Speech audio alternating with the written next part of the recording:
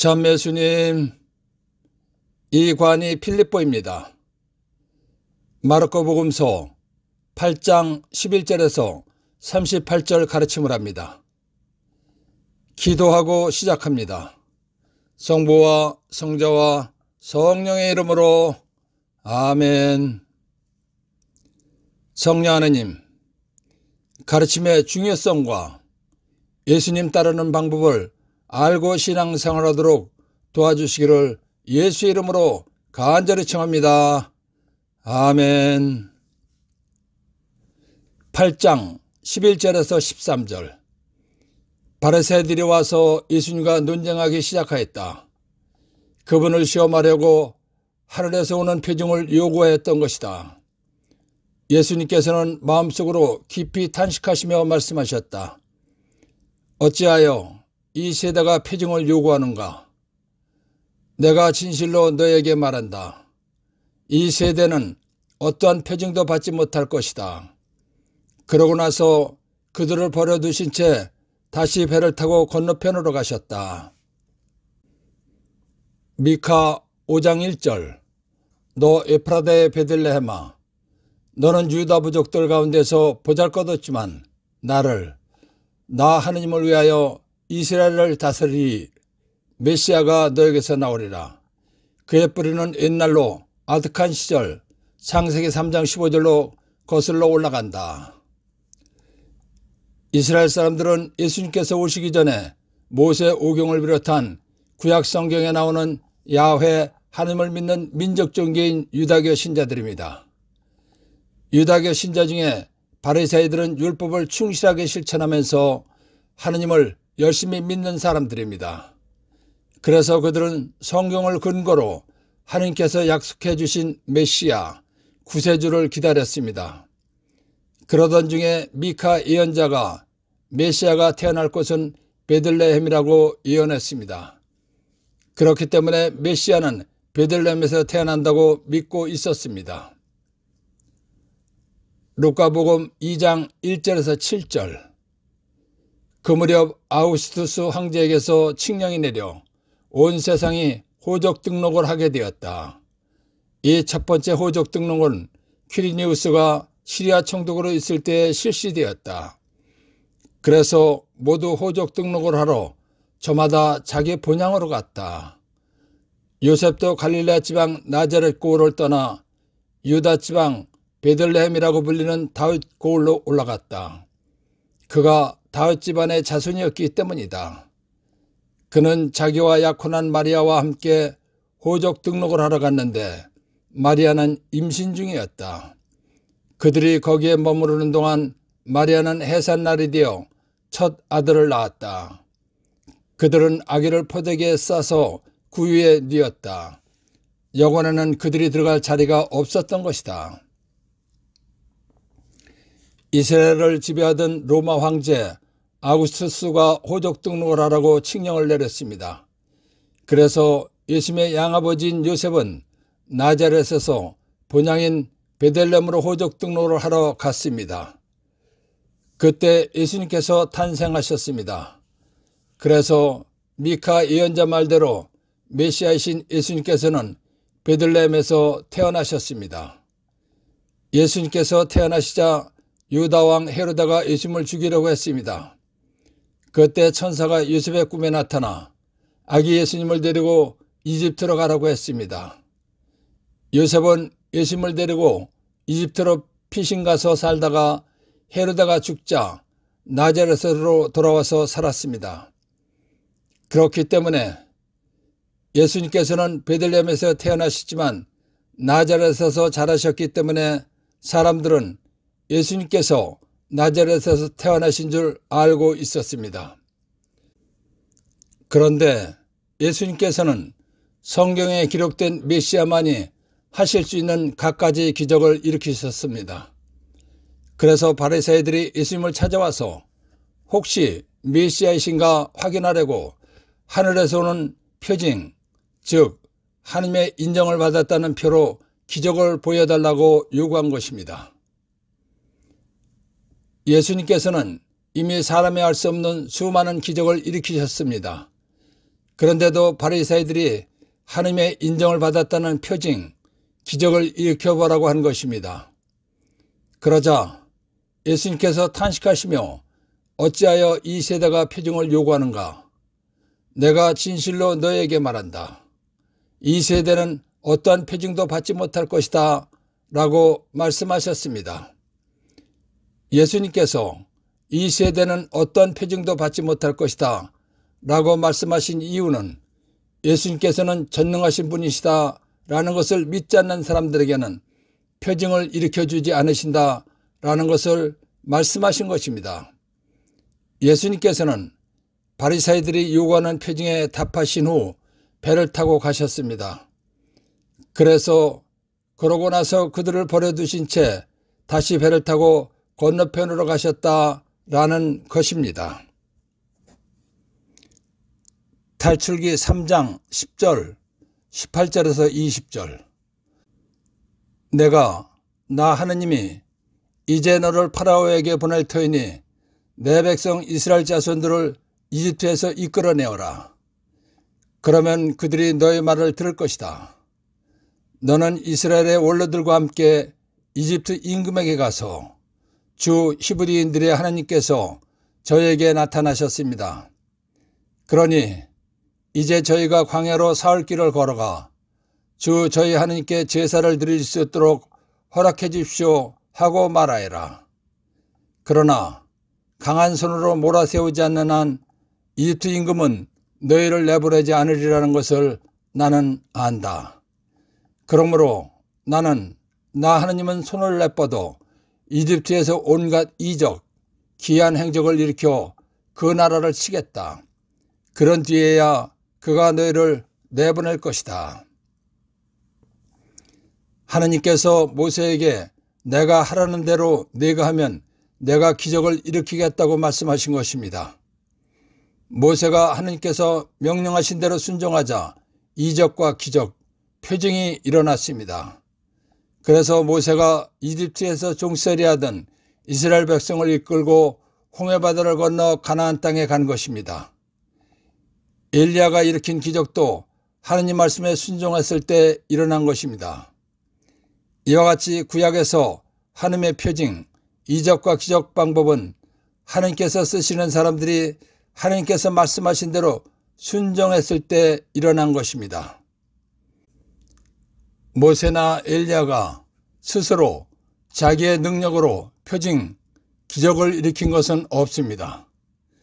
구약시대의 하나님 표징 방법은 하나님께서 쓰시는 사람들에게 말씀하신 대로 순종했을 때 일어난 것입니다. 이사야서 35장 5절에서 6절. 그때 메시아가 오시면 눈먼 이들은 눈이 열리고 귀먹은 이들은 귀가 열리리라.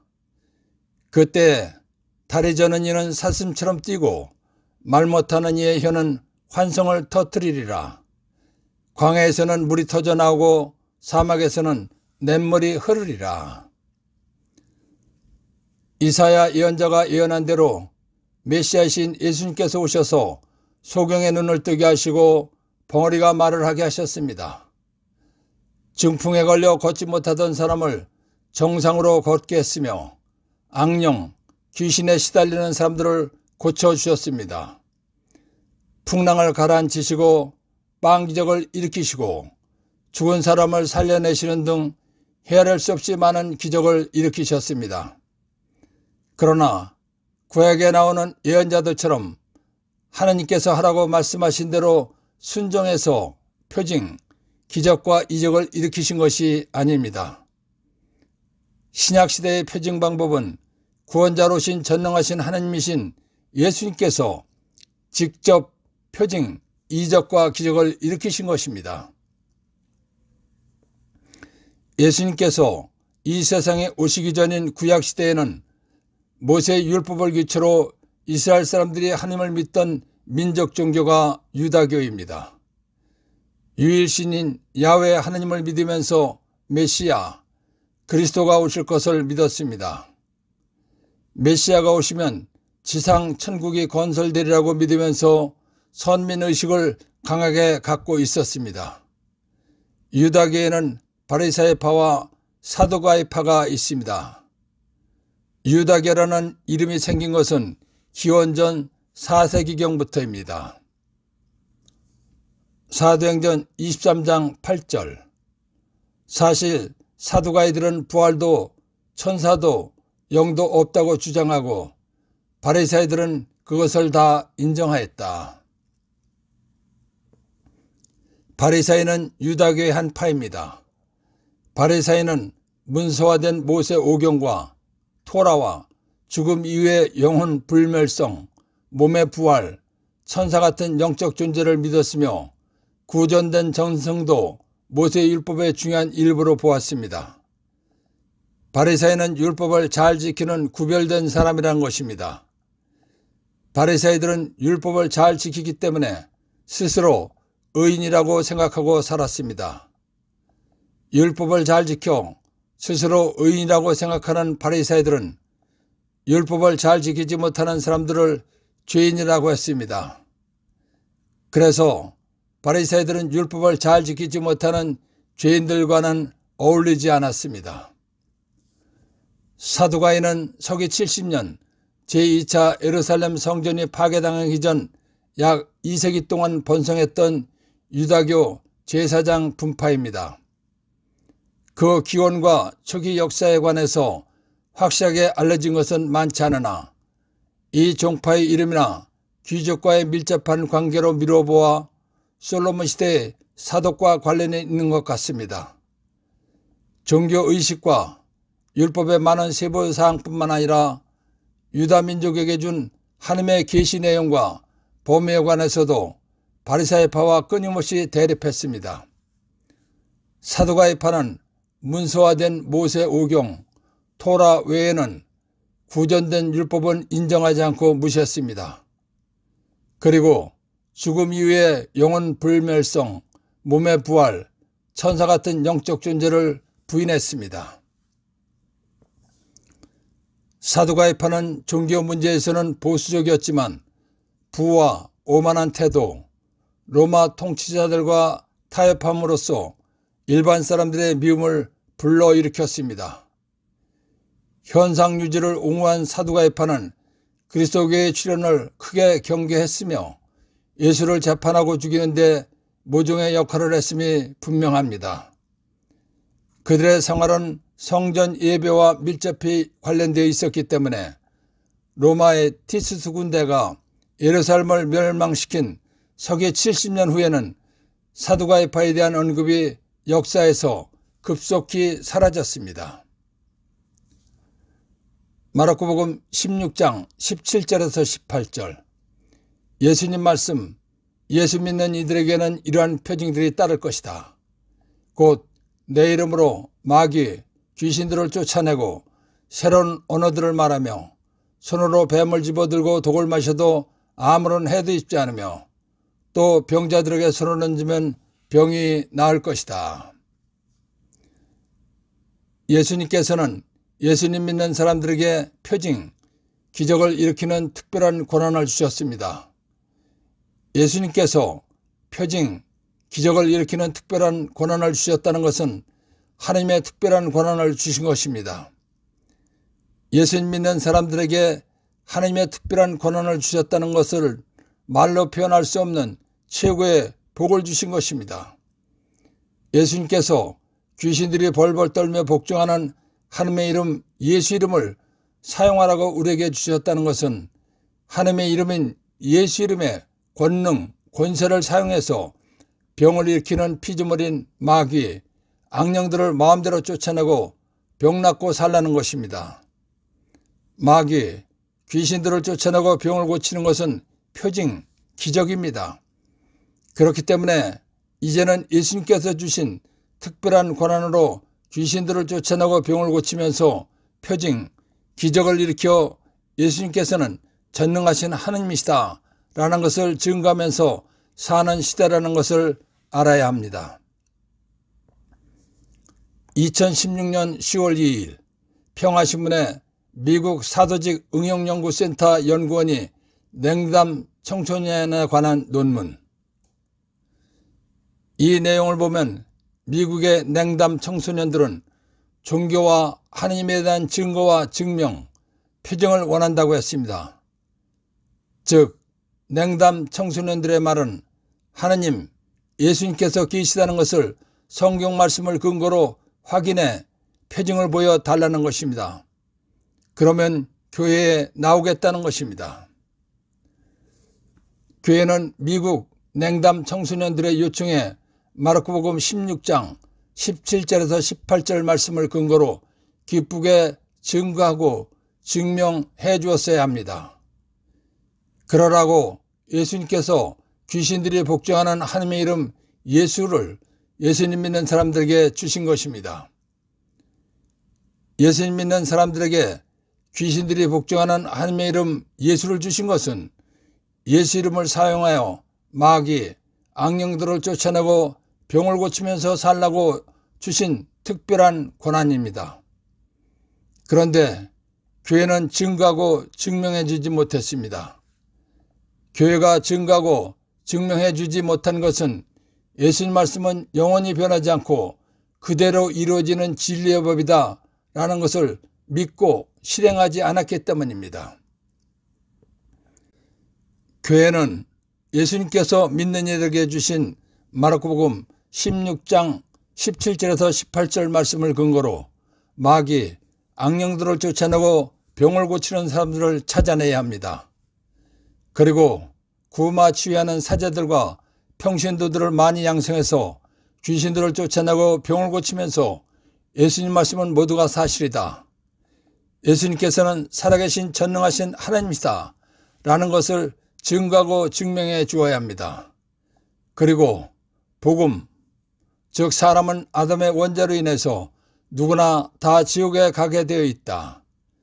그런데 하느님이신 예수님께서 구원자로 오시어 사람들의 모든 죄값인 죽음을 대신해서 십자가에서 피를 흘리시고 생명을 바쳐 죽어주셨다.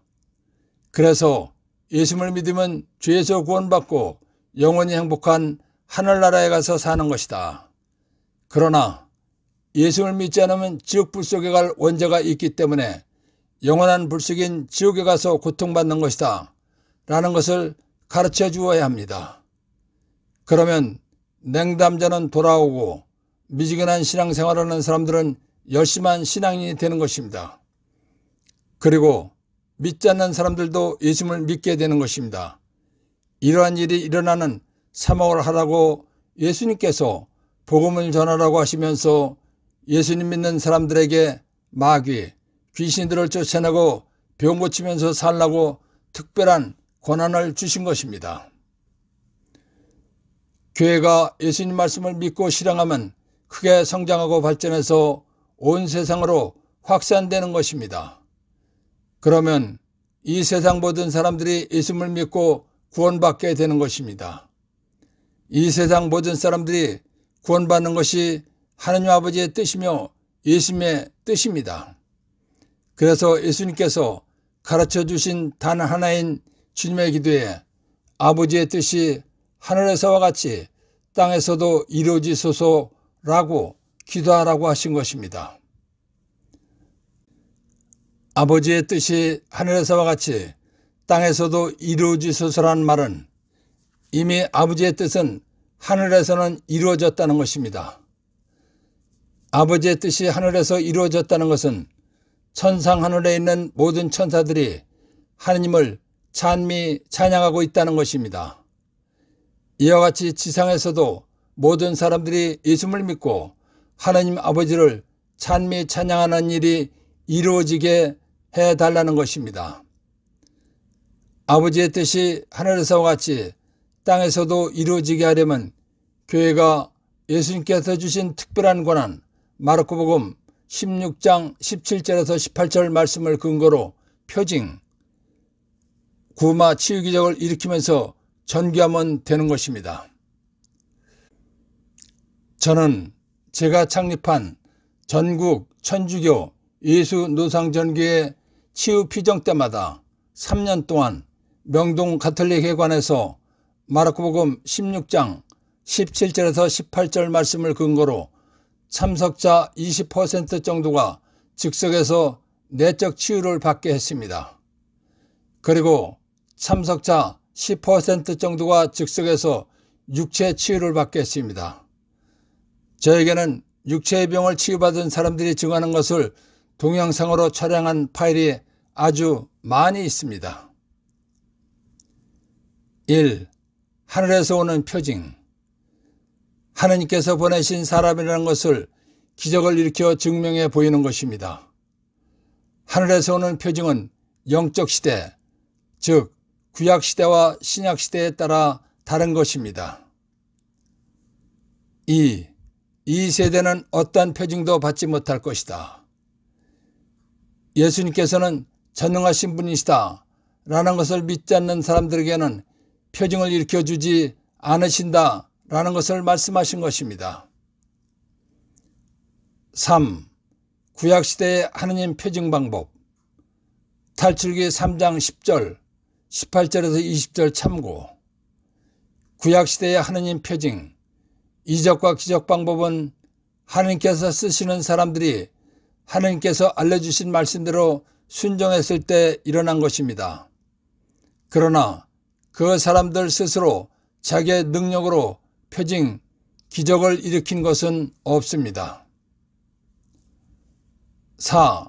신약시대의 하느님 표징 방법 1. 이사야서 35장 5절에서 6절 참고.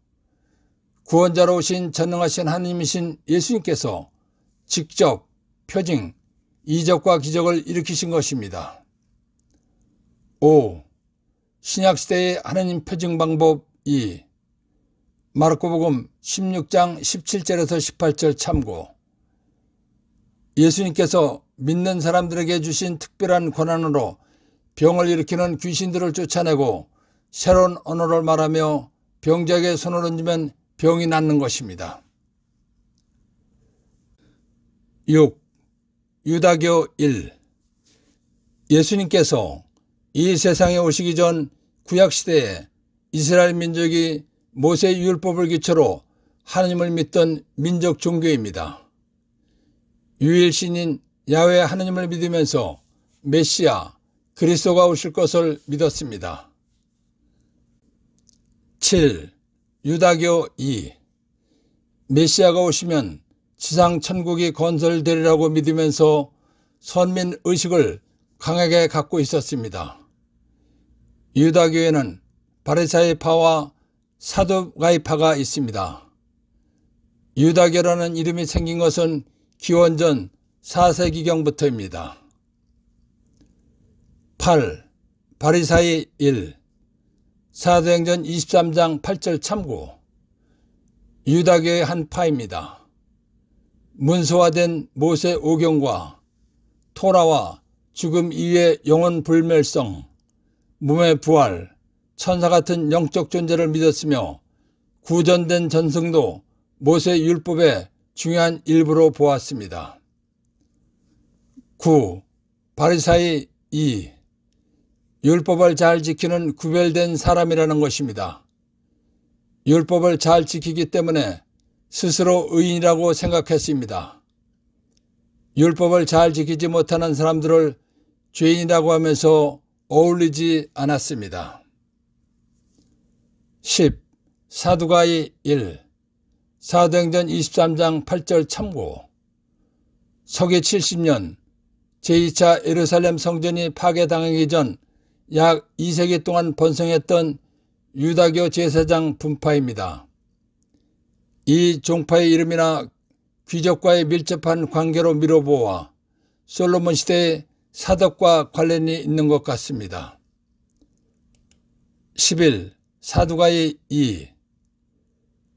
종교의식과 율법의 많은 세부사항뿐만 아니라 유다 민족에게 준 하나님의 계시 내용과 범위에 관해서 바리사이파와 끊임없이 대립했습니다. 문서화된 모세 오경, 토라 외에는 구전된 율법은 인정하지 않고 무시했습니다. 죽음 이후의 영원 불멸성, 몸의 부활, 천사 같은 영적 존재를 부인했습니다. 8장 14절에서 21절. 그런데 제자들이 빵을 가져오는 것을 잊어버려 그들이 가진 빵이 배 안에는 한 개밖에 없었다. 예수님께서 그들에게 너희는 주의하여라. 바리새인들의 누룩과 헤로데의 누룩을 조심하여라 하고 분부하셨다.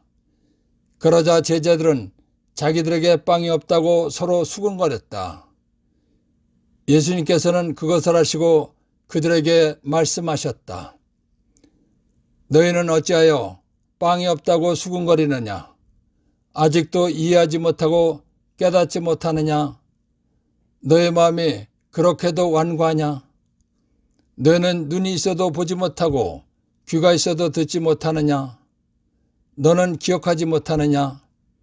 내가 빵 5개를 5,000명에게 띄워줬을 때 빵 조각을 몇 광줄이나 가득 거두었느냐? 그들이 12입니다 하고 대답하였다. 빵 7개를 4,000명에게 띄워줬을 때는 빵 조각을 몇 바구니나 가득 거두었느냐? 그들이 7입니다 하고 대답하자 예수님께서 그들에게 너희는 아직도 깨닫지 못하느냐 하고 말씀하셨다. 바리새인들이 예수님께서 메시아이신가 시험하려고 표징, 기적을 일으켜 보시라고 요구했습니다. 그런 일이 있은 뒤에 예수님께서는 제자들과 배를 타고 호수 건너편으로 가셨습니다. 배를 타고 가시는 중에 예수님께서 제자들에게 바리새인들의 누룩과 헤로데의 누룩을 조심하라고 말씀하셨습니다.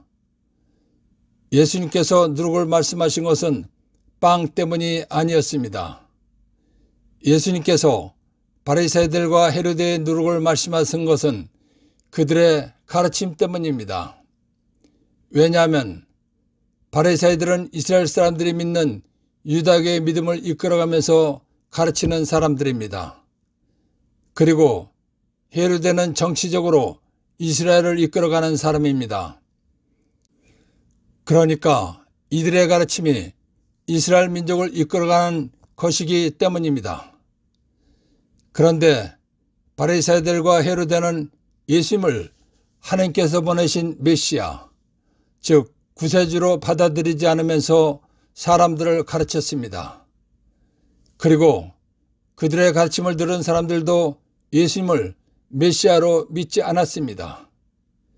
그렇기 때문에 바리새인들과 헤로데의 가르침을 조심하라는 뜻으로 바리새인들과 헤로데의 누룩을 조심하라고 말씀하신 것입니다. 그런데 제자들은 누룩 이야기가 나오자 빵이 없다고 수군거렸습니다. 제자들이 빵이 없다고 수군거린 것은 예수님께서 또 빵 기적을 일으키실 수 있다는 것을 믿지 않았기 때문입니다. 제자들이 예수님께서 또 빵 기적을 일으키실 수 있다는 것을 믿지 않았기 때문에 제자들에게 마음이 완고하다고 말씀하신 것입니다.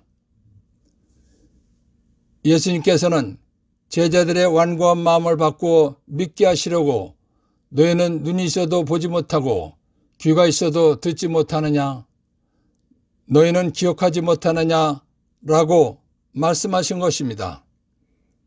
그러시고는 내가 빵 5개를 5,000명에게 띄워주었을 때 빵 조각을 몇 광줄이나 가득 거두었느냐 하고 물으셨습니다.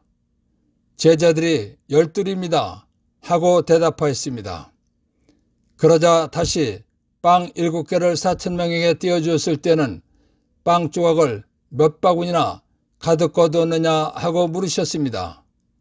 제자들이 7입니다 하고 대답하였습니다. 제자들의 대답을 들으신 예수님께서는 내가 빵 기적을 2번씩이나 일으켰는데 아직도 내가 하느님이 사람에 대해 온 구원자라는 것을 깨닫지 못한 것이냐라고 말씀하신 것입니다. 그래서 예수님께서 그들에게 너희는 아직도 깨닫지 못하느냐 하고 말씀하셨다라는 것입니다. 누룩은 밀가루를 반죽해서 빵을 만들 때 넣는 것입니다. 누룩을 얼마나 넣었느냐에 따라서 밀가루 반죽 덩이에 부푸는 형태가 달라지는 것입니다. 그렇기 때문에 누룩을 사람을 변화시키는 가르침에 비유하신 것입니다. 왜냐하면 어떻게 가르치느냐에 따라서 믿음이 달라지기 때문입니다. 예수님 당시 바리새인들은 이스라엘 사람들이 믿는 유다교의 믿음을 이끌어가면서 믿음을 가르치는 사람들입니다. 그리고 헤로데는 정치적으로 이스라엘을 이끌어가는 사람입니다. 그러니까 이들의 가르침이 이스라엘 민족을 이끌어가는 것입니다. 그런데 바리새인들과 헤로데는 예수님을 하나님께서 보내신 메시아, 즉 구세주로 받아들이지 않으면서 사람들을 가르쳤습니다. 그리고 그들의 가르침을 들은 사람들도 예수님을 메시아로 믿지 않았습니다. 그래서 그들의 가르침을 조심하라고 말씀하신 것입니다. 1. 누룩. 빵을 만들기 위해서 밀가루를 반죽할 때 넣어서 밀가루 반죽을 부풀게 하는 역할을 하는 것입니다. 2. 바리새인들의 누룩과 헤로데의 누룩을 조심하여라. 바리새인들은 이스라엘 사람들이 믿는 유다교의 믿음을 가르치는 사람들입니다. 헤로데는 정치적으로 이스라엘을 이끌어가는 사람입니다. 이들의 가르침이 이스라엘 민족을 이끌어가기 때문입니다. 3.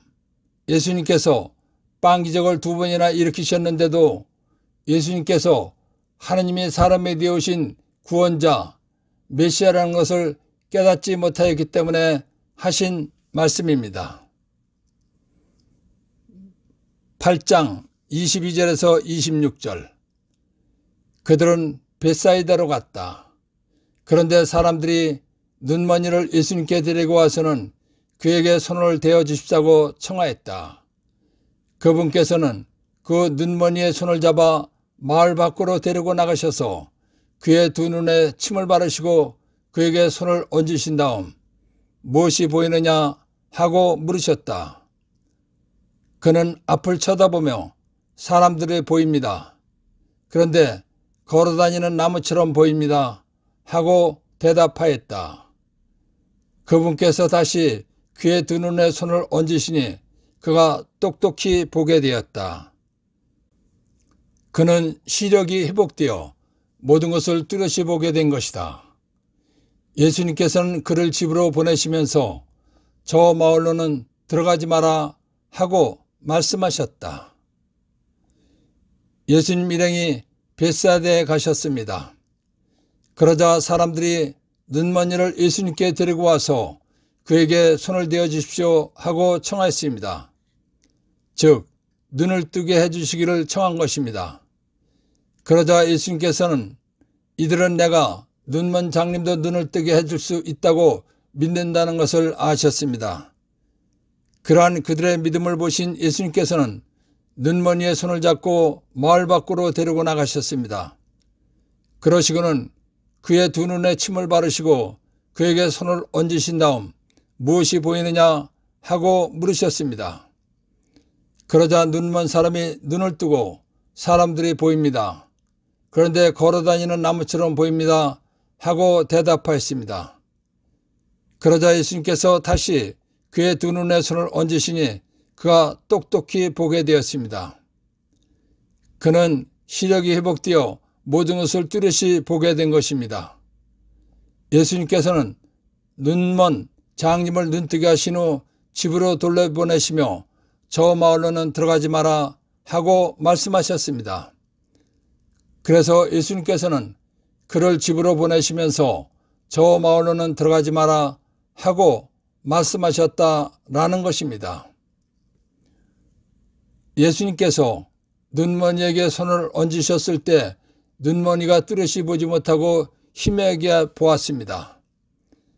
그 이유는 눈먼이가 예수님께서 고쳐주시면 뚜렷하게 볼 수 있다는 확실한 믿음이 없는 상태에서 안수를 받았기 때문입니다. 그런데 예수님께서 다시 눈먼이에게 손을 얹자 시력이 회복되어 뚜렷이 보게 되었습니다. 예수님께서 두 번째로 눈먼이에게 손을 얹자 뚜렷이 보게 된 이유는 첫 번째 안수받고 희미하게 보았기 때문입니다. 즉 믿음에 확신이 생긴 상태에서 안수를 받았기 때문입니다. 1. 그분 예수께서 다시 그의 두 눈에 손을 얹으시니 그가 똑똑히 보게 되었다. 첫 번째 안수받을 때 믿음이 약해서 희미하게 보였지만 두 번째는 믿음에 확신이 생긴 상태에서 안수를 받았기 때문입니다. 벳사이다에서 눈먼이를 고치시다 해서 발견한 보물. 마르코복음 16장 17절에서 18절 참고. 예수님께서 주신 고난으로 악령, 귀신들을 쫓아내고 병자에게 손을 얹어 안수해서 병을 낫게 하다 보면 한 번에 낫기도 하지만 조금만 낫는 경우도 있습니다. 이럴 때 계속해서 안수하면 완전히 낫는다는 것을 알라는 것입니다. 8장 27절에서 30절. 예수님께서 제자들과 함께 카이사리아의 필리피 근처 마을을 향하여 길을 떠나셨다. 그리고 길에서 제자들에게 사람들이 나를 누구라고 하느냐 하고 물으셨다. 제자들이 대답하였다. 세례자 요한이라고 합니다. 그러나 어떤 이들은 엘리야라고 하고 또 어떤 이들은 예언자 가운데 한 분이라고 합니다. 예수님께서 다시 그러면 너희는 나를 누구라고 하느냐 하고 물으시자 베드로가 스승님은 그리스도이십니다 하고 대답하였다. 그러자 예수님께서는 제자들에게 당신에 관하여 아무에게도 말하지 말라고 엄중히 이르셨다. 예수님께서 제자들과 함께 카이사리아 필리피 지방을 가시면서 제자들이 예수님을 어떻게 알고 따르는가를 듣기 원하셨습니다. 그래서 먼저 사람들이 예수님을 어떻게 알고 있느냐 하고 물으신 것입니다. 그러자 제자들이 세례자 요한이라고 합니다 라고 말했습니다. 그런데 어떤 사람들은 엘리야라고 한다고 말했습니다. 또 다른 사람들은 예언자 가운데 한 분이시다 라고 한다고 대답했습니다. 제자들의 말을 들으신 예수님께서는 그러면 너희는 나를 누구라고 하느냐 하고 물으신 것입니다. 그러자 베드로가 스승님은 그리스도이십니다 하고 대답하였습니다. 베드로가 한 말은 예수님의 영적 신분을 정확하게 말한 것입니다. 그러자 예수님께서 그리스도 구원자라는 것이 모든 사람에게 알려지면 예수님을 죽이려는 사람들이 나타나게 된다는 걸 아셨습니다. 그러면 예수님께서 죽으실 때가 되기 전에 죽으실 수 있는 것입니다. 그렇게 되면 구원 사업을 계획대로 이룩할 수가 없는 것입니다. 그래서 그리스도라는 말을 하지 말라고 말씀하신 것입니다. 그러자 예수님께서는 제자들에게 당신에 관하여 아무에게도 말하지 말라고 엄중히 이르셨다 라고 말씀하신 것입니다. 1. 그리스도, 그리스어입니다. 기름 부음 받은 자란 뜻입니다. 예수님께서 태어나신 이스라엘 말인 히브리어로는 메시아라고 하는 것입니다. 한국말로는 구세주, 구원자라고 하는 것입니다. 8장 31절에서 33절. 예수님께서는 그 뒤에 사람의 아들이 반드시 많은 고난을 겪으시고 원로들과 수석사제들과 율법학자들에게 배척을 받아 죽임을 당하셨다가 사흘 만에 다시 살아나셔야 한다는 것을 제자들에게 가르치기 시작하셨다. 예수님께서는 이 말씀을 명백히 하셨다. 그러자 베드로가 예수님을 꼭 붙들고 반박하기 시작하였다. 그러나 예수님께서는 돌아서서 제자들을 보신 다음 베드로에게 사탄아, 내게서 물러가라. 너는 하나님의 일은 생각하지 않고 사람의 일만 생각하는구나 하며 꾸짖으셨다. 마태복음 1장 21절 마리아가 아들을 낳으리니 그 이름을 예수라고 하여라. 그분 예수께서 당신 백성을 죄에서 구원하실 것이다. 예수님께서 이 세상에 오신 목적은 사람들을 죄에서 구원하러 오신 것입니다. 예수님께서 사람을 죄에서 구원하신 다음 구원의 은혜를 사람들이 계속해서 받게 해야 합니다. 그러려면 사람들에게 하나님의 뜻과 계획을 가르쳐 주어야 합니다. 그리고 예수님께서 구원 사명을 마치시고 하늘나라로 가신 다음에 예수님을 대신해서 하나님의 뜻과 계획을 가르칠 사람들이 필요한 것입니다. 그래서 제자들을 뽑으신 것입니다. 구원 사업을 함께하기 위해서 뽑은 제자들에게 예수님 자신이 어떤 분이신지 아느냐고 물으신 것입니다. 그러자 베드로가 스승님은 그리스도이십니다 라고 고백한 것입니다. 베드로가 예수님을 그리스도라고 고백한 것은 메시아, 구원자라는 것을 말한 것입니다. 베드로의 고백을 들으신 예수님께서는 인간 구원 사명을 성취하시기 위해서 반드시 많은 고난을 겪으시고 원로들과 수석사제들과 율법학자들에게 배척을 받아 죽임을 당하셨다가 사흘 만에 다시 살아나셔야 한다는 것을 제자들에게 가르치기 시작하셨습니다. 그러자 베드로가 예수님을 꼭 붙들고 반박하였습니다. 안 된다고 펄쩍 뛰었던 것입니다. 예수님께서 이 세상에 오신 목적은 인간을 구원하라는 하나님 아버지의 뜻을 이루려고 오신 것입니다. 그런데 베드로는 이러한 하나님 아버지의 뜻을 모르고 인간적인 생각만으로 예수님께서 순환을 당하시면 안 된다고 말한 것입니다. 베드로가 하나님 아버지의 뜻을 반대하는 말을 했기 때문에 예수님께서 베드로를 사탄이라고 하시면서 떠나가라고 엄하게 꾸중하신 것입니다. 베드로가 하나님의 아버지의 뜻을 반대하는 말을 한 것은 하나님의 일은 생각하지 않고 사람의 생각으로 말한 것입니다. 그러나 예수님께서는 돌아서서 제자들을 보신 다음에 베드로에게 사탄아 내게서 물러가라. 너는 하나님의 일은 생각하지 않고 사람의 일만 생각하는구나 하며 꾸짖으셨다라고 말씀하신 것입니다. 1. 베드로가 예수님을 꼭 붙들고 반박하기 시작하였다. 예수님께서 순환당하시고 죽으시면 안 된다고 펄쩍 뛰었다는 것입니다. 2. 베드로에게 사탄아 내게서 물러가라. 베드로가 하나님 아버지의 뜻에 반대하는 말을 했기 때문에 하신 말씀입니다.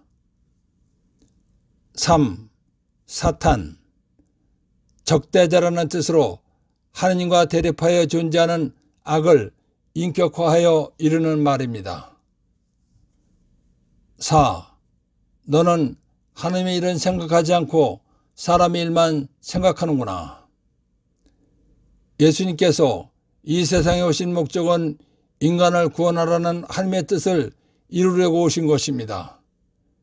그런데 베드로는 하나님의 뜻을 모르고 인간적인 생각만으로 예수님께서 순환을 당하시면 안 된다고 말했기 때문입니다.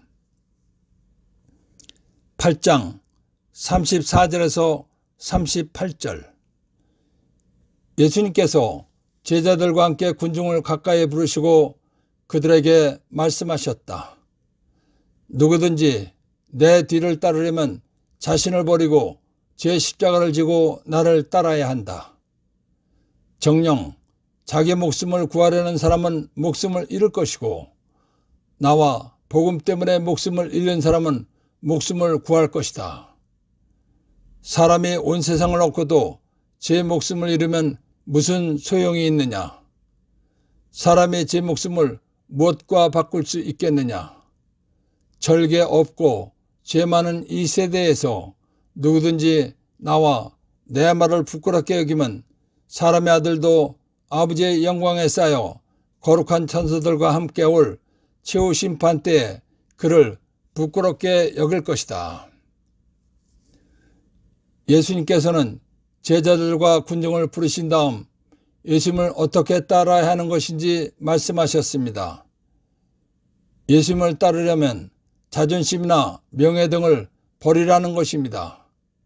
그리고 본인에 관련된 시련, 고통 등 모든 문제들을 외면하지 말고 예수님 안에서, 즉 예수님 방법으로 해결받으면서 따라야 한다는 것입니다. 그래서 예수님께서 제자들과 함께 군중을 가까이 부르시고 그들에게 말씀하셨다. 누구든지 내 뒤를 따르려면 자신을 버리고 제 십자가 모든 문제를 지고 나를 따라야 한다 라고 말씀하신 것입니다. 창세기 2장 7절. 그때 주 하나님께서 흙의 먼지로 사람을 빚으시고 그 코에 생명의 숨을 불어넣으시니 사람이 생명체가 되었다. 하나님께서 사람을 만드실 때에 먼저 흙으로 만드셨습니다. 그 다음에 코에 생명의 숨을 불어넣으셨습니다. 그러자 생명체, 즉 살아 움직이는 사람이 됐다는 것입니다. 다시 설명하면 하나님께서 먼저 흙으로 사람 모양을 만들어 놓으셨다는 것입니다. 흙으로 만들어진 사람 모양은 육신입니다. 흙으로 만들어진 사람 모양은 생각하지 못하고 움직일 수 없는 것입니다. 생각하지 못하고 움직일 수 없는 사람 모양에다가 하나님께서 생명의 숨을 불어넣으셨다는 것입니다. 하나님께서 불어넣으신 생명의 숨은 영혼입니다. 생명의 숨인 영은 살아있는 존재입니다. 그렇기 때문에 흙으로 만들어진 사람 모양에 생명의 숨인 영이 들어가자 흙으로 만들어진 사람이 살아 움직이는 존재가 되었다는 것입니다. 이와 같이 사람은 흙으로 만들어진 육신과 하나님께서 불어넣어 주신 생명의 숨인 영혼이 결합된 존재입니다. 이것을 다시 설명하면 다음과 같이 말할 수 있는 것입니다. 육신은 흙으로 만들었기 때문에 물질입니다. 물질은 수명이 있는 것입니다. 즉 어느 정도 살면 수명이 끝나고 죽는 것입니다. 그러나 영은 물질이 아닙니다. 사람의 영은 시작도 끝도 없이 영원히 사시는 하나님에게서 나온 영적 존재이기 때문에 죽음이 없이 영원히 사는 것입니다. 다시 한번 쉽게 설명하면 사람은 100년 정도 사는 육신과 영원히 사는 영혼이 결합된 존재입니다. 100년 정도 사는 육신은 죽으면 흙으로 가서 썩고 끝나는 것입니다. 그런데 영원히 사는 영혼은 육신이 죽으면 육신을 떠나서 영원히 사는 것입니다. 그렇기 때문에 100년 정도 사는 육신보다 영원히 사는 영이 더 중요한 것입니다. 그런데 100년 정도 살고 끝나는 육신의 목숨을 중요하게 생각하고 사는 사람은 영원히 사는 영적 목숨을 잃는다는 것입니다. 그러나 예수님과 예수님을 믿으면 영원히 행복한 하늘나라에서 산다는 것을 전하다가 죽는 사람은 영원히 행복한 하늘나라에 간다는 것입니다. 그래서 나와 복음 때문에 목숨을 잃는 사람은 목숨을 구할 것이다 라고 말씀하신 것입니다. 사람의 영은 영원히 사는데 영원히 사는 곳은 두 곳입니다. 한 곳은 예수님을 믿고 살다가 죽은 사람의 영원히 가는 영원히 행복하게 사는 하늘나라입니다. 또 한 곳은 예수님을 믿지 않고 살다가 죽은 사람의 영원히 가는 영원히 꺼지지 않고 불타는 고통스러운 지옥입니다. 그러니까 육신과 영 중에서 중요한 것은 영원히 사는 영입니다. 그렇기 때문에 사람이 노력해서 이 세상 모든 것을 얻는다고 해도 영원히 지옥 불속에 간다면 무슨 이익이 있겠느냐는 것입니다. 그래서 사람이 온 세상을 얻고도 제 목숨을 잃으면 무슨 소용이 있느냐라고 말씀하신 것입니다. 하느님이신 예수님께서는 이런 영적인 것을 아시기 때문에 지옥에 갈 영을 구원하여 하늘나라에 가게 하시려고 이 세상에 오신 것입니다. 그렇기 때문에 예수님께서는 사람의 육신보다 영을 중요하게 생각하시는 것입니다. 예수님을 어떻게 믿고 따랐느냐에 따라서 영의 상태가 결정된다는 것입니다. 육신의 목숨만을 중요하게 생각하고 산 사람의 영혼은 영원한 불속인 지옥에 간다는 것입니다. 그러나 예수님의 사업인 복음 전파, 전교를 하다가 육신 목숨을 잃거나 예수님을 영광스럽게 하기 위해서 살다가 육신이 죽은 사람의 영혼은 영원히 행복하게 사는 하늘나라에 가서 산다는 것입니다.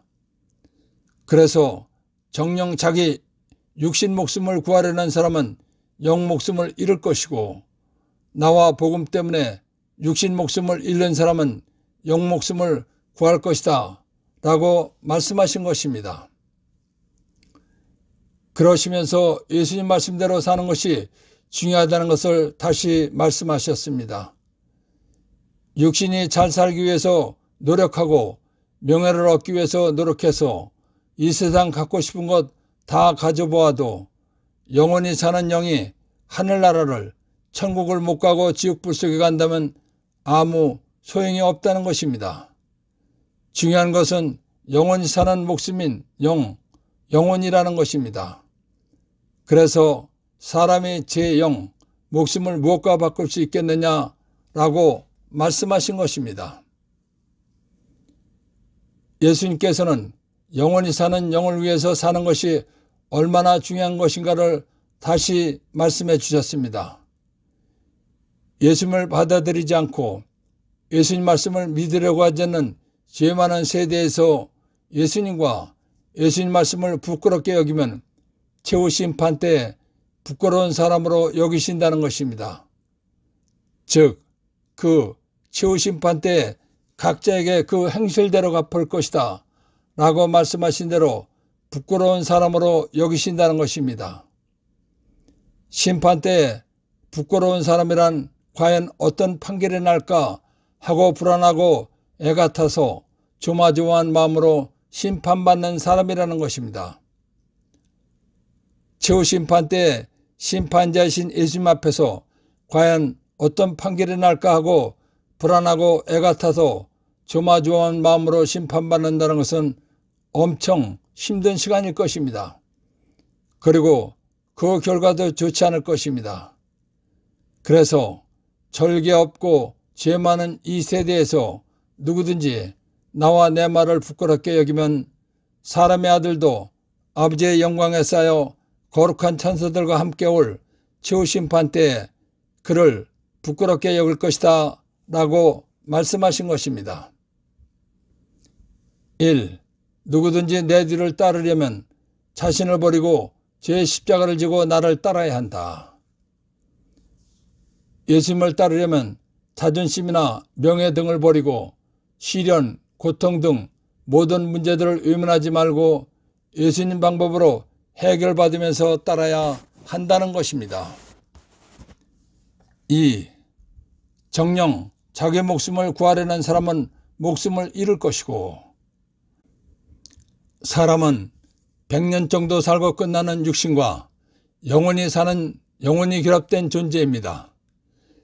100년 정도 사는 육신의 목숨만을 중요하게 생각하고 산 사람의 영혼은 영원한 불속인 지옥에 간다는 것입니다. 3. 나와 복음 때문에 목숨을 잃는 사람은 목숨을 구할 것이다. 예수님의 사업인 복음 전파, 전교를 하다가 육신 목숨을 잃거나 예수님을 영광스럽게 하기 위해서 살다가 육신이 죽은 사람의 영혼은 영원히 행복하게 사는 하늘나라에 가서 산다는 것입니다. 4. 사람이 온 세상을 얻고도 제 목숨을 잃으면 무슨 소용이 있느냐.